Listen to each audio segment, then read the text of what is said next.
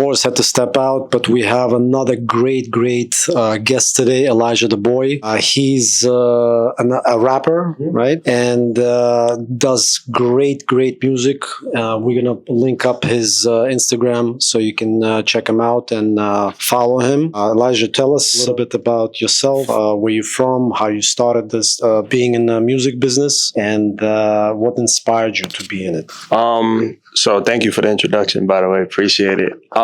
Yeah, I'm from New York, Bronx, New York. I started making music when I was really young. I think my environment influenced me the most. Like, I used to my mom, she was a big part of why I do music. She were very close in age. She had me at 14 years old. So like she used to play like a lot of Biggie in the crib, a lot of Usher, like a lot of just music when she's like cleaning up the crib, you know, those type of vibes. And I would just love like the melodies in the music or the storytelling aspect in the music. So when I was super young, she had bought me this stereo, and she bought me a D12 CD when I was like super young, and I would just like run that CD back to back. And as I got older, just like around 13, 14 years old, my mom, at the time I was MTV used to do this thing where they would play music videos like all throughout the day, and I would be like, you know what, just watching these videos, and I was like, you know what, like maybe I could make a song. And I used to be in my boy's crib. He lived on the 4th floor. I lived on the 6th floor, and I was writing raps, and I was ass. I ain't gonna lie, I sucked real bad. But I just kept with it. I was like, you know what, this is what I want to do. I want to tell a story. I want to tell my upbringing. I want to show the world, you know, parts of me. And later on, it just took off. I went viral back in 2017 for a freestyle video, and I just never let off the gas. Tell us a little bit. You told me about this earlier, but I really want our audience to hear what exactly made you go viral. So at the time, there was like this like trend to do like this freestyle on a beat. Like there was a bunch of rappers doing a freestyle. I even think Al Bial did a remix to it too. He did a Ten Toes remix too as well.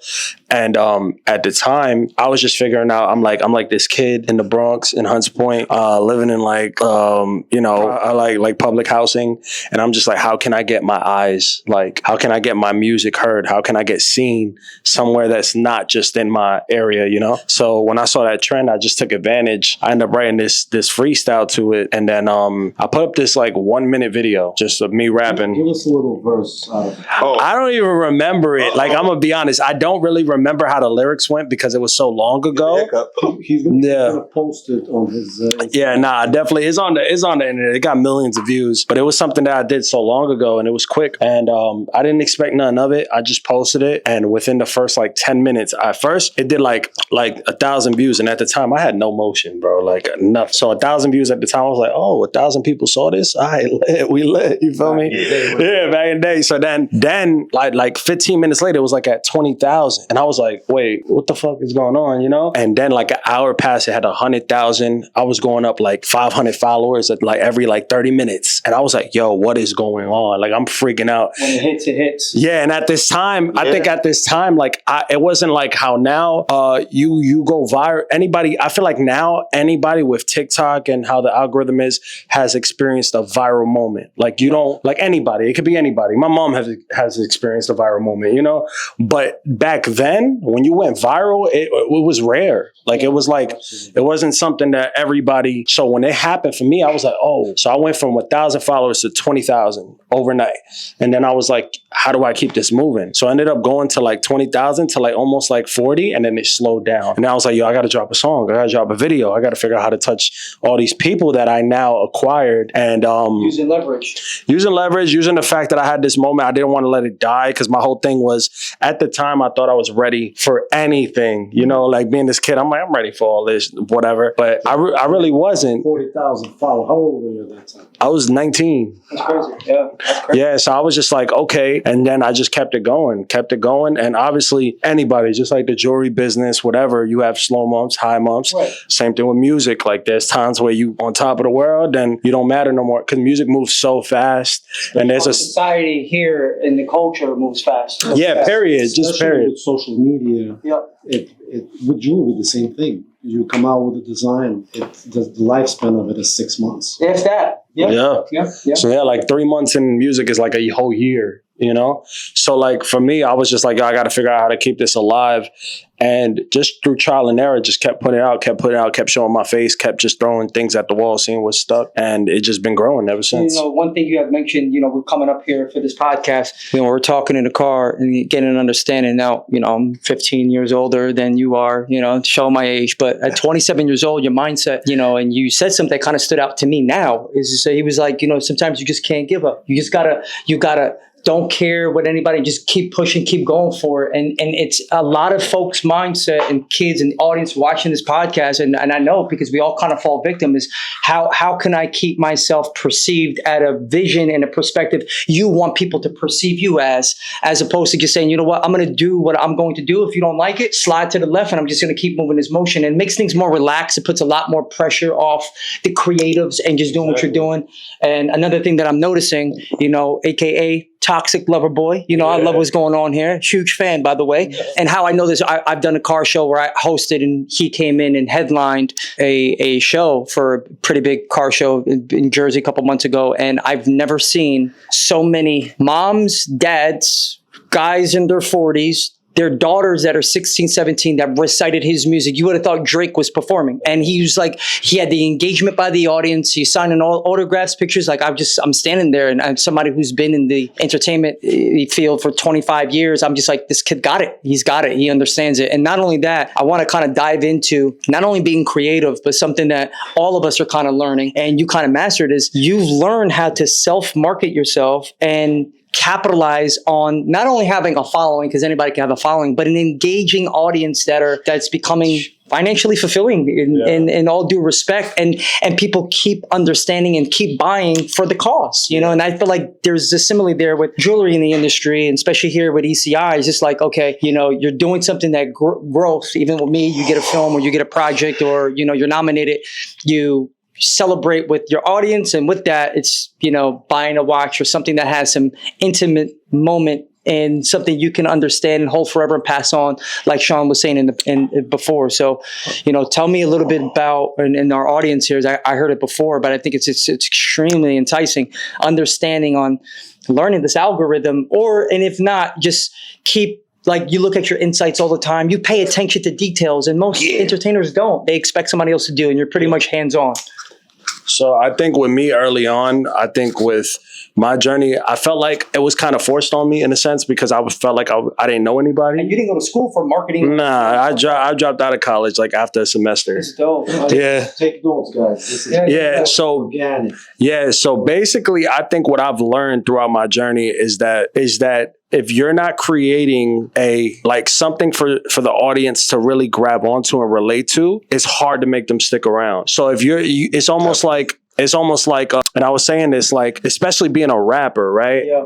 There's a difference from like there's rappers who, now there's streamers that look like rappers. There's scammers that look like rappers. There's YouTubers that look like rappers. Like anybody can look like a rapper now. Right. So you have to give them something else. And I think that applies to every business. That applies to jewelry. That applies to clothing. That applies to acting. I think that applies to all that. Like, you need to give them something to hold on to. And I think for me, the way that it made it work was I lost my ego. Like, I was like, if I got to reach out to 1,000 fans and DM them and talk to them, I'll do that. If I have to spend time just a little more, just doing a little more, whether it's, I did when I sold my merch, and when it sold out, I told them I'm going to call every single person that ordered.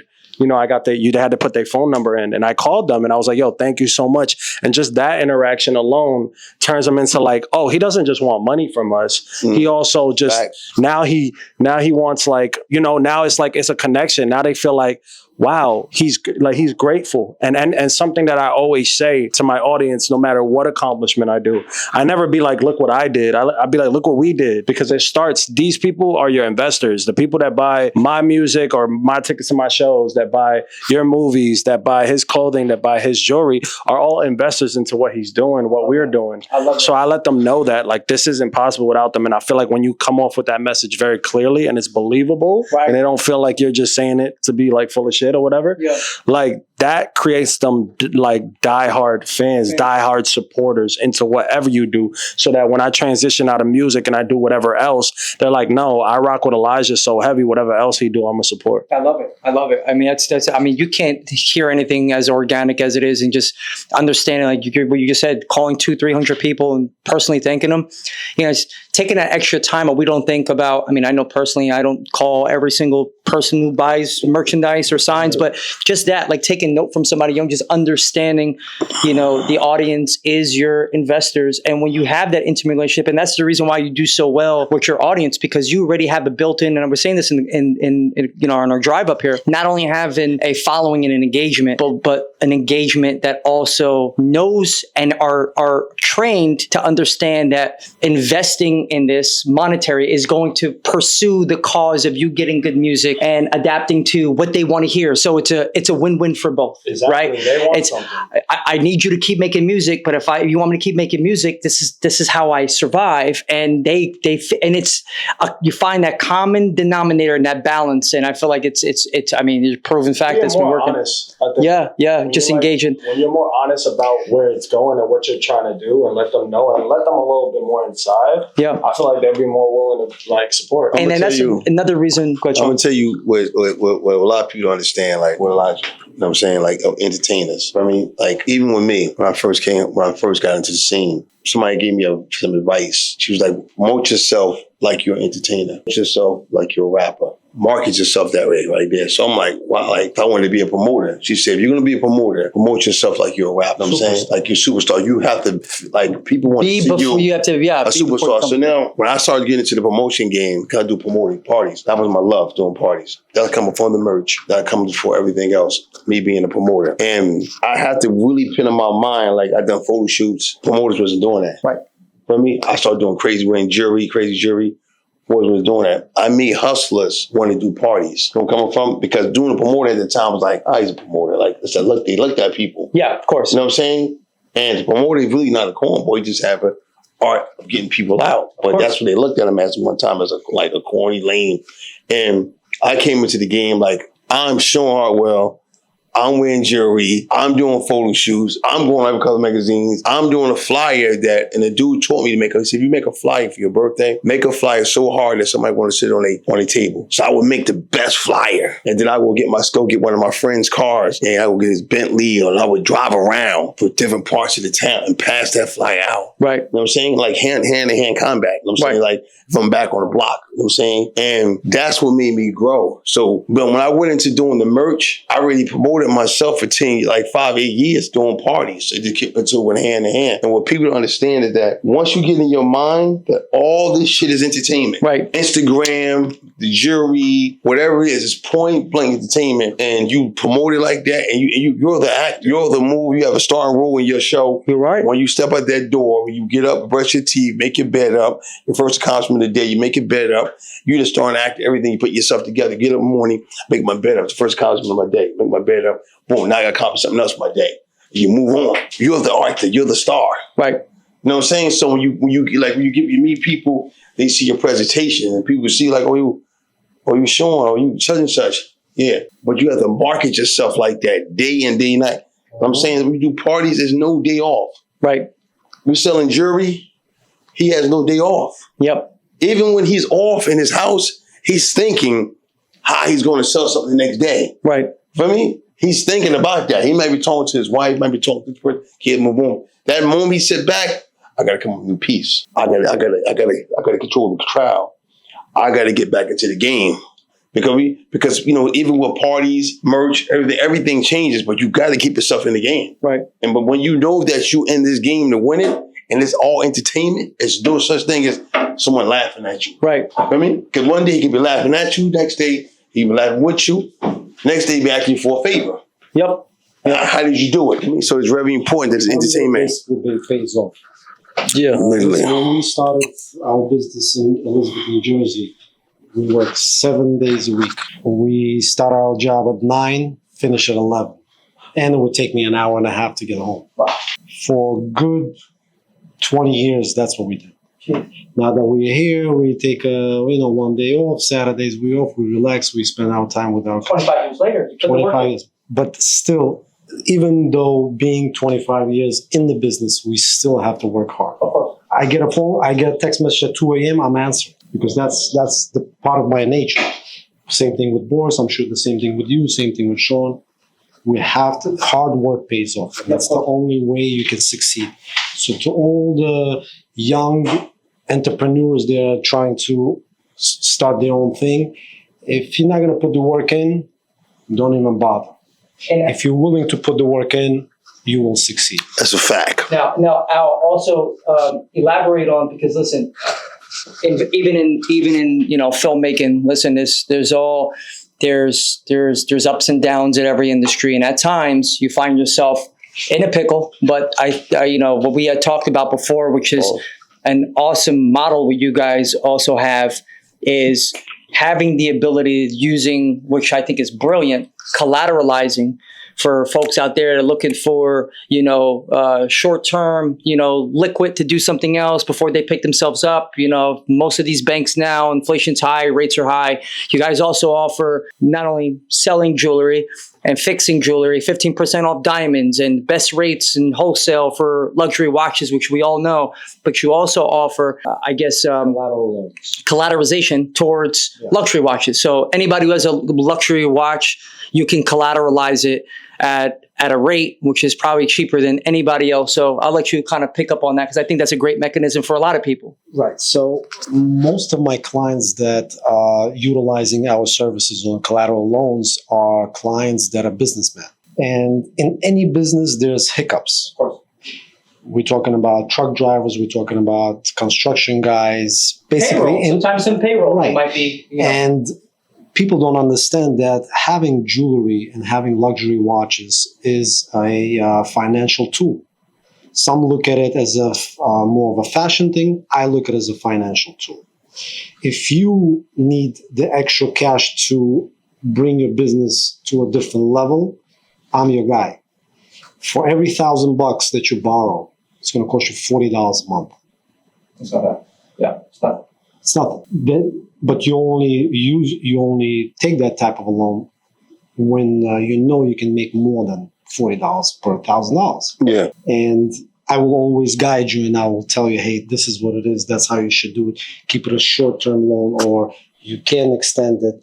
So we will work with you to make sure that you're getting the right loan time frame, and we do not take your merchandise and basically loan it out to somebody else to get the money for you. Right. We do everything in-house. We do everything legit. We do everything the right way. Right. And we help you out to get the money that you need to succeed in your business and whatever it is. So more of a classier boutique minus the pawn, where they feel like, okay, you take it and you're paying all these extra, ridiculous fees. Yeah. These are flat fees at 4%. Flat fee, that's it. 4% flat fee, and it's just collateralized against your piece. You can stay liquid until you get back up on your feet. You come back and you get your piece back. So that's another mechanism, guys. A lot of folks out there, again, we're in a society, especially in the entertainment field, there's a lot of egos. People want to feel like, they got it. And at times, if you don't got it, it's fine. There's always solutions. Not only they can sell you pieces, but they can also help you, maneuver and bounce back, right? Get back on your good foot. Yep. So I love that you're offering that too, Al. And, we've been sitting here talking about 25 years of friendship and how much you've helped Sean and myself. But to know that you're also, expanding and doing another awesome vertical and collateralization for watches is brilliant. So guys, make sure it's watches, gold, diamond. That you have that has value to it, you can always bring it in. Any jewelry with value, guys. Make sure to check out the link here to that. And where can they find that on IG? That's very powerful right there. That's What's the Instagram handle for this? It's pawnyourjewelry.com. Pawnyourjewelry.com. Pawn Your Jewelry on Instagram. Hit us up. You can send us DM. Send us pictures of what you have. We can give you a value. We also have a value calculator on our website, so you can get the value of your items. And we usually respond within 24 hours. Once you're okay with the numbers, we can discuss them. You can always come in, or you can ship it to us. Everything is insured and safe. The best way is to do it in person, obviously, and that's it. It helps you to get to a better place, to get your business to a different level. Yeah, Every business needs to scale up. of course. And if you don't have the funds for it, Mm. you're just going to stick with on the same level or even go down. So having luxury goods, having these assets that can be financial tools will help you grow your business. Absolutely. And that, guys, so 37 West 47th Street, New York. This is as boutique as it comes. So we're in the Diamond District. And so, guys, if you guys know the Diamond District, there's a bunch of people on main levels scrapping to try to get customers, while ECI's elevator only, access, keypad, glass doors, securities. This is like the vault here at ECI. So if you want boutique service with air conditioner and Israeli marble floors, you come to the right place here at 37 West 47th Street, New York. You need a glass of champagne. You need tequila. These boys know what they're doing. They don't take it light. I think you hit it on the name of the podcast. The vault. I'm telling you, it feels like the vault. Yeah, Here we go, the guys. vault. You hear it first. We're just coming up with a name. Sometimes you're creating content. I'm sitting here saying, Like you know what? that. Let the creatives go. It'll happen. So, man, I like the vault. But Elijah, I want to get into, you outside shows, everybody reciting music. So now if you're on stage, do you have you're doing a festival, LA, what's your go-to? Let's just say, paint the picture, LA, August. We're both Leos, by the way. His birthday's coming up the end of July. Another Leo behind the camera, August 3rd. Leo's in the building. Do you have your piece, if you want to be sexy? I know the music kind of appeals to breakups and stuff that we could kind of all relate to. I'm a diehard Drake fan, and a lot of your music kind of tailors into understanding the emotional distress on relationships, right? Because that moves people in any way, shape, or form. But what's your go-to watch? What's your watch if you're on stage? You're feeling yourself. What's your go-to piece? So my go-to piece, my favorite piece, I want to start with that. My favorite piece is the Olive Down Day Date. They Rose Gold. Rose Gold, We're bro. going to work on that. Yeah, for sure. We already That's a spoke. beautiful piece right there, That man. piece is so fire. And I That make you come up with your shirt up like this here. exactly. Listen. Back in the day, they had the Gumby with the one leg up. Now you just got the one arm up.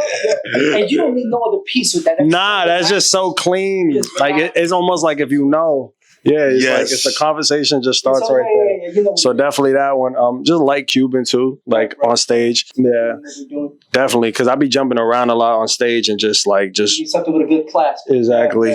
Yeah, for Best sure. box here, ECI, and I know this firsthand. And executives here, it takes 4.5 people to pull off one of these clasps, which is great. So stop buying this fake Chiboli online where you do one jumping jacks and the falls out. But his got especially some of Sean's jewelry. Sean got no. Sean got at least a half a kilo. He's got 4 or 5 locks on his clasp. Yeah. They got to pull your neck your lock game has to be serious. Yo. Right. You know what I mean? And when a person makes jewelry for certain people, they know how they got to make it for this person. Right. He be out lock. Right. He's outside. Right. Extra lock on here. Right. Extra lock, double lock on You got here. double lock. You can't pull it, but I'm saying but jewelry makes you move different. You know what I'm saying? They might be on the stage. You know what I'm saying? A nice piece on. You know what I'm saying? He go down to the crowd a little bit. You know what I'm saying? Jewelry make you feel a little different. Yeah. When you have it on, like I was explaining. Of course. Get a cup. You know what I'm saying? I would probably hold a cup like this. Pinkies up. Yep. You know what I'm saying? Now, got the ring going, pinkies up. Everything's pinkies up. Tell my girl, listen to you. Let's keep Everything is different. Right. When the jury's there, You move different. It move different. I'm saying, you had a nice watch on. You're going to say something like, is it? You need something right here? Oh, wait, come in a minute. See, next thing you know, you're a motivational speaker. You know what I'm saying? Everything jury make you feel just totally different, man. That's great. When you come outside, before he's singing on the stage, he got a nice ring on. He holding the mic a certain way. Hey, come on, man. Right. That's a fact. Boss. Remember, so jewelry makes you feel better sometimes when you're going through something. It's like going to get a barber, man, get a haircut. Right. Now I'm saying, get a nice piece on. You go outside, get a nice clean T-shirt on, a piece is laying on your neck. Right. Something like it. Oh man, nothing like it. Best feeling in the world, man. Walking out that house, man. This jewelry gets you right. Yeah. If you're low on confidence and self-esteem, come to ECI and we can fix those problems. Yeah, right. Grab it, yo. You know what I'm saying? And if you're a skinny guy like myself, Meg jewelry makes you look like you got muscles. I tell you, man, when you start to sparkle, man, things change. Yeah, he's on sparkle. Things change. Yeah, hey, so Elijah, where can we? And for you as well, Sean, I want to know where we can cop merchandise. I know you guys are big in the merchandise space, and hats off to you guys, because again, it's about putting time and effort and not posting it once and think it's just going to happen, because No. it doesn't happen. So where can we get your merchandise? My merch, my clothing brand, Outside is Never Inside, so oniworldwide.com. Okay. So you get my merch, oniworldwide.com. ONIworldwide.com. Yeah, so that's where you get my merch. And then my socials, Elijah the Boy on everything. Of course, and then Music on everything. ship also. Yeah, I ship everything internationally, hands-on. I even autograph all orders. I just try to make it, super special as possible. Who cares? Yeah. Yeah, I love it. I love it. This is great. Yeah, But, man, I love this, man. I love this podcast. I love coming to Al, man, and I love coming we here. got two man, legends here. We got Elijah the Boy, who's arguably the hottest artist out right now. Definitely. Music streaming top 10, top 6. I mean, incredible. And, One day you're gonna see him jumping into the crowd, man. and yeah, it's coming. And I see he's working out every day. I see what's going on. Right. We got it.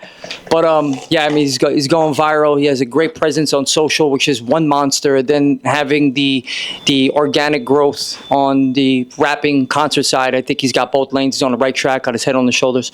Sean Hartwell, obviously, I'm from Elizabeth, New Jersey. He's legendary in their own right, and I know they both get into the bag because I'm staring at these men here, and they both got the manicured nails all glossy. So I was like, man, I know they about their business. Yeah. So again, ECI guys, 37th West 47th Street. Tune in. Make sure you come here. You know what I mean? They working on the name, The Vault. If you need friends, this is the family environment here. So here at the Vault, guys, did we come up with a name? Is it the Vault? I like it, right? Family Vault. That's the Vault. The Vault's good. All right. Thank you, guys. We'll see you soon. Thank you. That was Can I get a please from underneath? Give me mine and be light to reignite. Can you open up the doors to